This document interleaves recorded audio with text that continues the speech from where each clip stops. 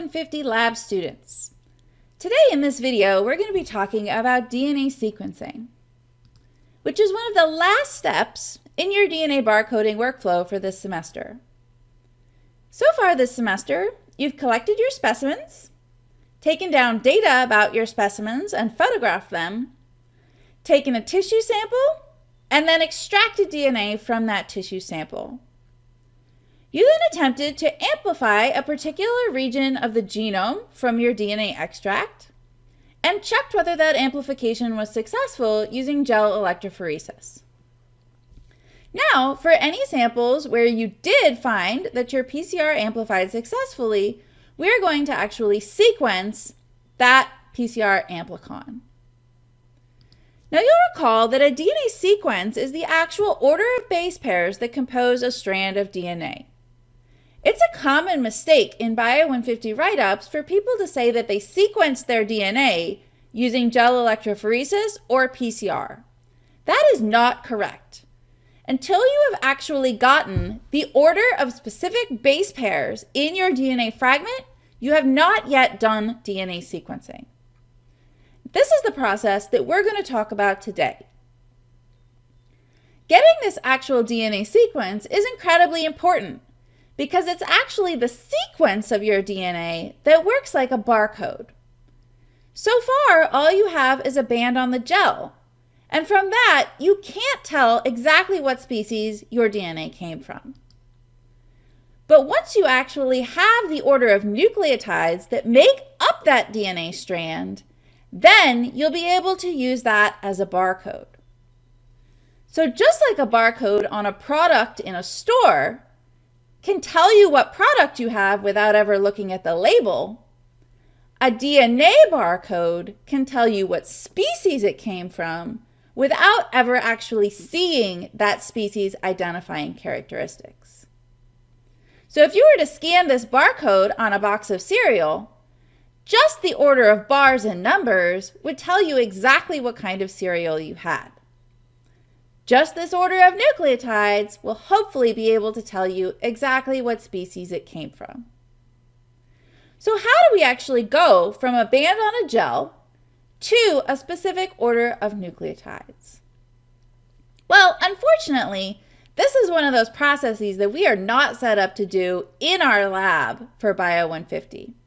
We have to send our samples away to a DNA sequencing company. In lab this week, you're going to be assembling these DNA sequencing tubes, which we're going to send off in the mail to a company, and they're going to actually run the DNA sequencing reaction. So with a little bit of additional magic, that company will take your tube and send you back a string of nucleotides that represents the DNA sequence from your organism. But of course, it's not actually magic, and you need to understand how it is that this DNA sequencing works. The kind of DNA sequencing that we use in our lab here is Sanger sequencing. In other courses, you may encounter other kinds of DNA sequencing technologies. Sanger sequencing is probably the most common for sequencing things like PCR products because it's relatively simple. In Sanger sequencing, we run a chemical reaction that is very similar to a PCR. We start out with a template molecule, we denature that template molecule, and then using a DNA polymerase enzyme, we synthesize a complementary strand. That should all feel really similar to what you already learned about in a PCR reaction. The difference is that in a sequencing reaction, we not only add our regular old dNTPs like we did in PCR, we also add a new kind of dNTPs. These are called ddNTPs, or sometimes di-dNTPs. The important difference between a dNTP and a di-dNTP is that a dNTP has a free hydroxyl group at the 3' position.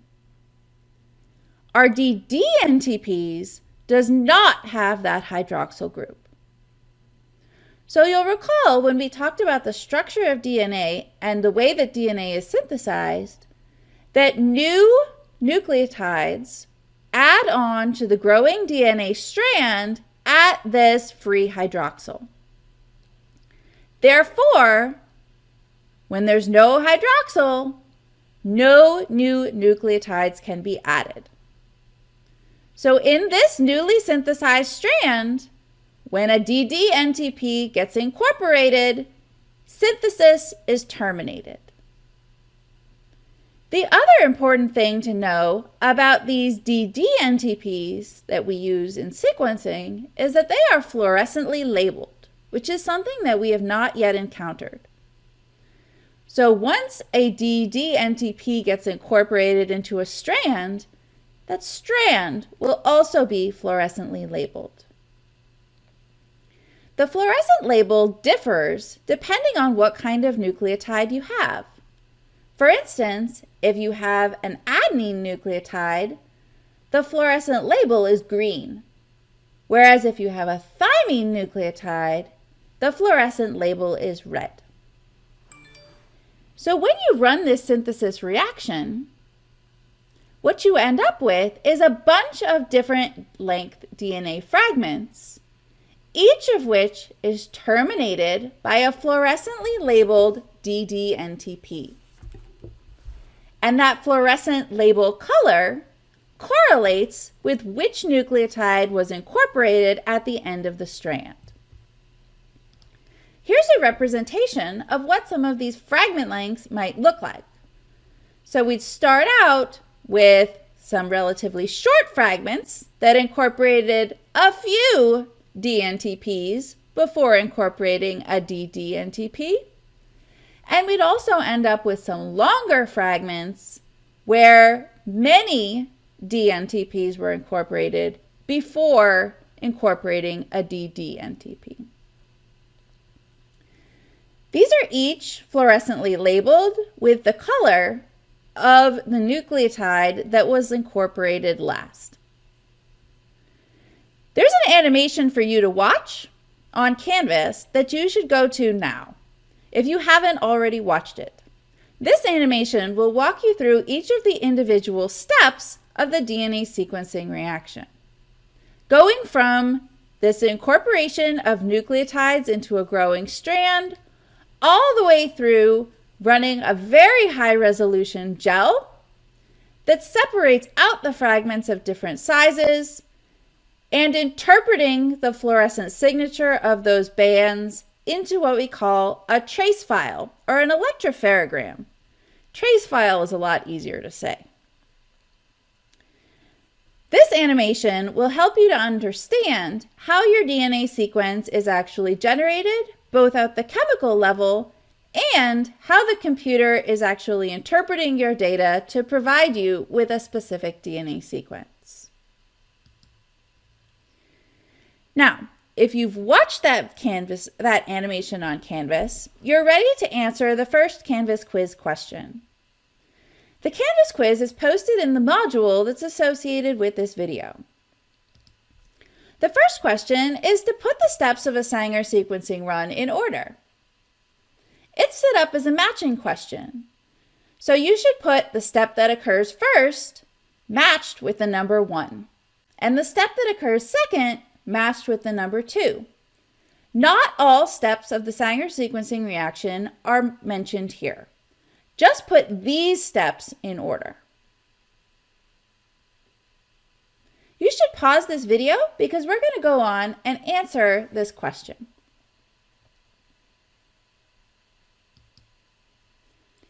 Okay, here's the answer. The first step is that the template DNA is denatured, just like in a PCR. The second is that a primer is annealing to the template DNA.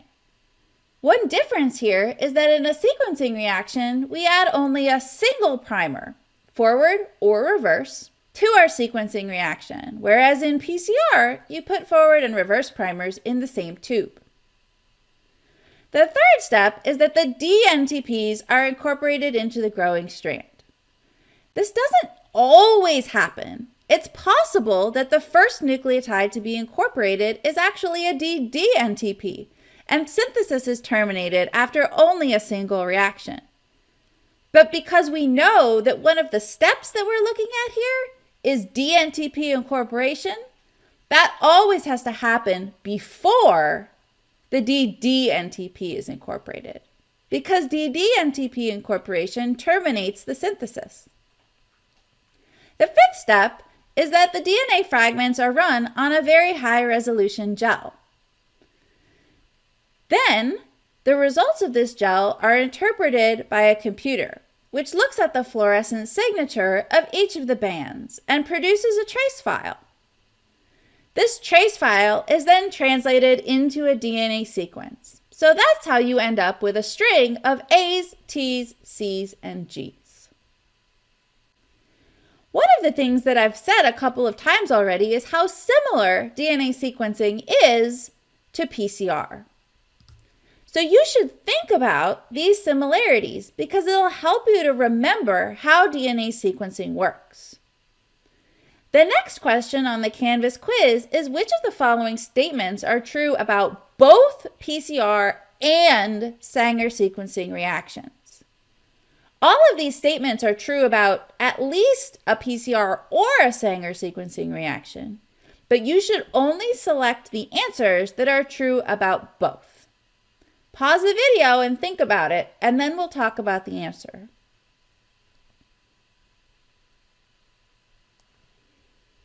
Okay, highlighted in orange are the things that are true about both PCR and Sanger sequencing reactions.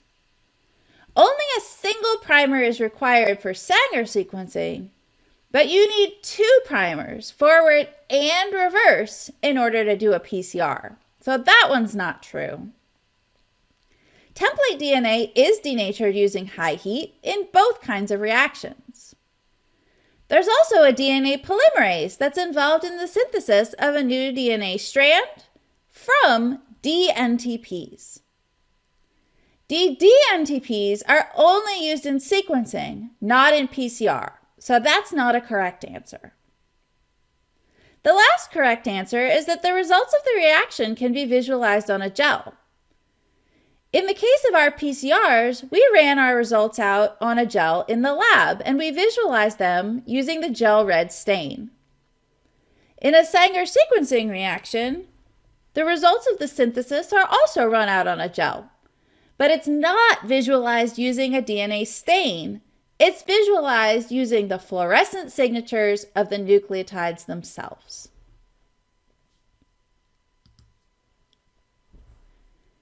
After you get your DNA sequencing results back from our sequencing company, this is what they're going to look like. You're going to get both the trace file and a nucleotide sequence, and you're also going to get a set of values that are referred to as Phred scores. Now, we've already talked about what this trace file represents. It's the amount of fluorescence in different colors at different positions along the gel. And you know that this DNA sequence represents the sequence of nucleotides in your DNA sample. So what's this Phred score? The Phred score is a measure of how sure the sequencing machine is that it got a particular nucleotide call correct. Generally, we want to look for high Phred scores. And the cutoff for where we find a particular Phred score to be trustworthy is represented by this blue line. Phred scores that measure above the blue line are considered to be high quality. This means that the DNA sequencing machine was pretty darn sure that it called that nucleotide correctly. When these Phred scores start to dip down, then the machine is not as sure that it got it correct. Why is this important?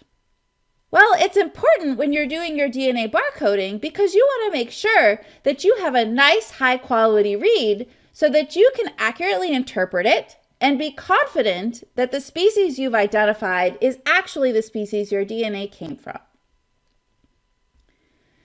To ensure that you get a high quality sequence, we actually run 2 different sequencing reactions for each of your PCR products.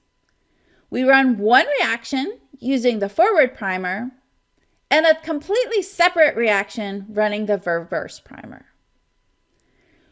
We then use those 2 sequences to kind of double check each other because we've read the exact same template 2 separate times.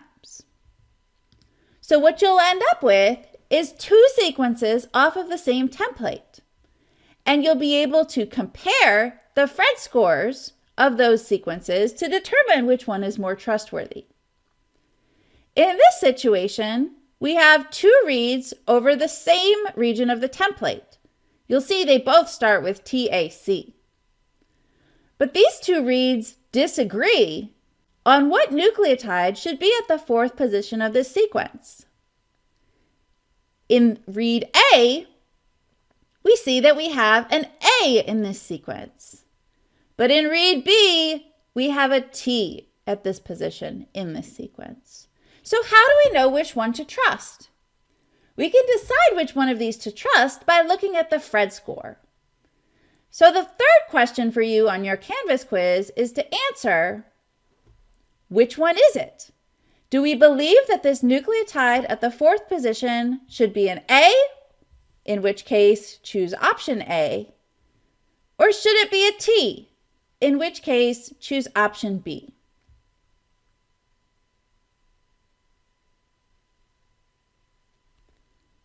Okay, the answer is B. Because we have a nice high Phred score at this position, the sequencing machine is saying that it's very confident of this call that this base is a T. We have a pretty low Phred score at this position on the other read, so it's very unlikely that it's actually an A.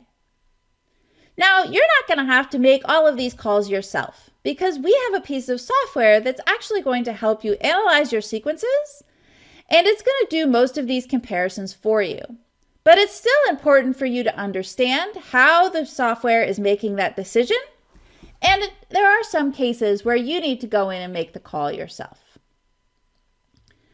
We're going to use this software in the actual analysis of your sequences, which we'll do during lab. You'll do this using software called DNA Subway.